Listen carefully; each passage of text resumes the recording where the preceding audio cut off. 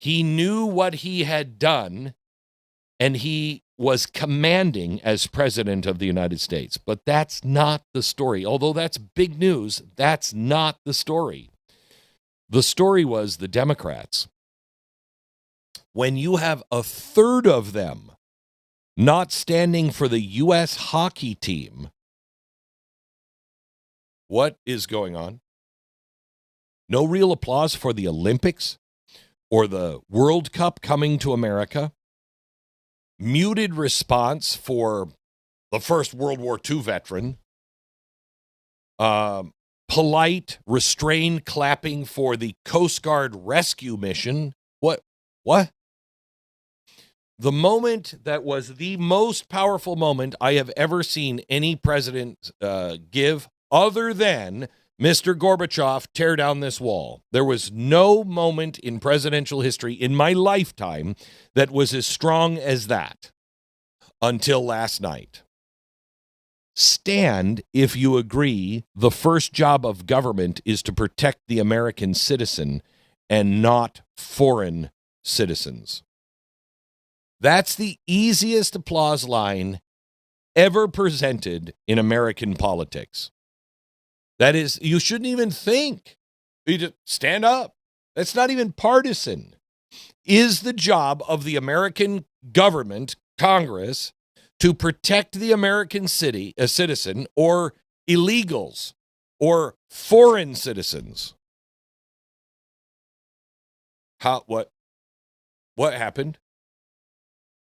Hesitation, folding of arms, looking down, no one clapping, no one standing up on that side of the aisle. Just play this out with me. That's something that even if you don't believe in, you stand up for. It's something that you go, like, I don't believe in this, but this is going to look really, really bad. We all got to stand up. You don't damage your opponent when you do that. You damage your brand. This was the worst night for any brand, and maybe twice as bad for the night that Coca-Cola came out and said, we're getting rid of the original recipe and we're going right for new Coke. I mean, that did brand damage like I've never seen before. I'm not sure the Democrats survived the brand damage that they're doing right now. You know what I mean? When you can't stand for that. The American people last night were not watching like operatives. They were watching like parents. And parents understand instinctively, if you can't stand for protecting citizens, something is very broken. Something is very wrong. The border section was devastating to the Democrats. Angel moms. Elizabeth stabbed 24 times. Delilah crushed by an 18-wheeler. Now a little girl in first grade kissing her father. You don't stand for that? Calling for a commercial license to be denied to illegal immigrants because of her and calling it Delilah's Law. And you can't stand for that? You can't clap for removing dangerous rapists and criminals from the country? Think about this. We can disagree on immigration policy all you want. We can debate visa quotas. You can argue about asylum reform. But when you can't stand for deporting violent criminals, that's not a strategy.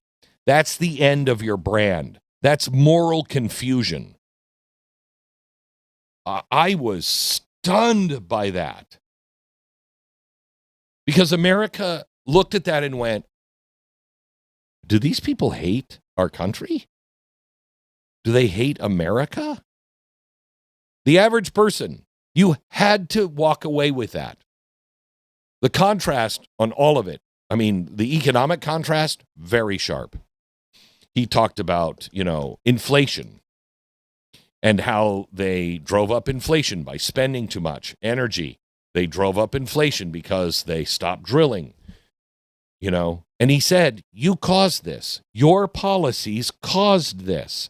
I'm fixing it. crushing healthcare costs. Everybody in the country knows healthcare is being crushed.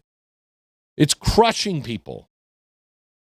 You promised Obamacare. You said it would fix it, and it hasn't. It's made it worse. And I'm going in and fixing it. When he comes out and he says, look, you're going to pay, what was it? The IVF thing. I got to get into that. When he talks about any of the drug costs going from $4,000 to $500, you can't stand an applause for that? You can't? What? Then taxes. Did you notice that when they introduced Michael Dell, who gave, what was it, $6 billion, some crazy amount of money to these, these America accounts. So your kids can be, when they're born, they can get an account worth, I don't know how much. Well, Michael Dell gives, he and his wife give, I don't remember what it was. I think it was $6 billion, wasn't it? $6 billion. $6 billion. Okay? They don't stand for a guy who just gave the nation and the children and the most vulnerable $6 billion. They will stand and applaud for, we want to take more of these rich billionaires' money, but we're going to take it. We're going to use it for the IRS. We're going to take it, and then God only knows where that money goes. They'll cheer for taking and crushing billionaires, but they can't stand and applaud a man who voluntarily gave $6 billion to the government to help children. That should tell you a ton. They could not applaud for a deduction on your auto loan for the first time in history. No tax on tips. No tax on tips. They could not applaud for that. They couldn't applaud when he talked about 401ks are up. What was it? 30%, I think. I mean, I know that you don't feel it, and quite frankly, it's hard to feel. I don't feel it when I go to a fast food restaurant and I'm rolling out of there and it's just Tanya and I, and we've just spent $35 at McDonald's. I have a hard time going, inflation's under control. So I get it. If you're trying to buy a house, I completely get it. I don't think the average person feels it yet, but I don't think the average person has looked at their 401k either. How much is the average 401k up? He said, since I took office, the typical 401k balance is up by at least $30,000. 30,000. Okay. You can't applaud for that? You can't applaud. Actually, I think Elizabeth Warren did. Applauded for the Wall Street being banned from buying up single-family homes. She also stood for insider trading. They didn't stand for paying the lowest prescription drug price paid anywhere in the world. I have always said, Democrats, why do you have a problem with us overpaying here in America, that we're paying the highest drug price in the world? Aren't we the wealthiest 1% in the entire world? Of course we are. America is, when you look at it globally, we are the wealthiest 1% in the world. You always say the wealthiest 1% should pay more. Well, your drug policy for prescription drugs, the way you allow America to have her eyes pushed in with the thumbs of the insurance and the drug companies, it at least fits your view that the wealthiest 1% should pay the highest, because as a collective, looking at America, even the poorest are among the wealthiest 1% in the world. But he comes in and he says, that's not fair. That's not right. We should not be. We're now paying the lowest. And you can't recognize that accomplishment? I mean, you can argue policies. You can argue whether any of these mechanisms will work long term. That's fair. But he was offering mechanisms. The Democrats last night offered facial expressions, pins that use the full word F-ICE. You see Rashida Tlaib wearing a pin that said F-ICE. That's appropriate? They offered angry insults, screaming on the floor.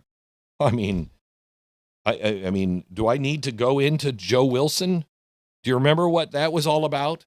Under Obama, during the debate on Obamacare, he said, look, you got to pass Obamacare. It's got to be done because it doesn't have anything that these people say it will. It will never be used to support health care for illegal aliens. That's an absolute blatant lie. It was a blatant lie then. It's a blatant lie now. Look at it. But he said that. And Joe Wilson could not take it. And so he said, you lie. What happened? What happened? It was like the whole world caved in. Okay, you can't do that. How dare you say that? He had to apologize the next day. The president then accepted his apology. But that wasn't good enough for the Democrats. They didn't accept it. You know, John McCain, everybody was on fire because he said two words, you lie.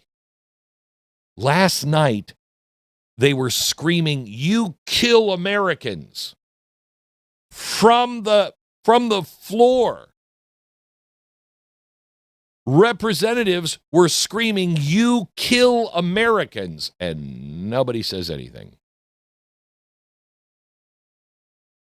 It was incredible. When he said Republicans voted for tax cuts and every Democrat voted against them, they sat.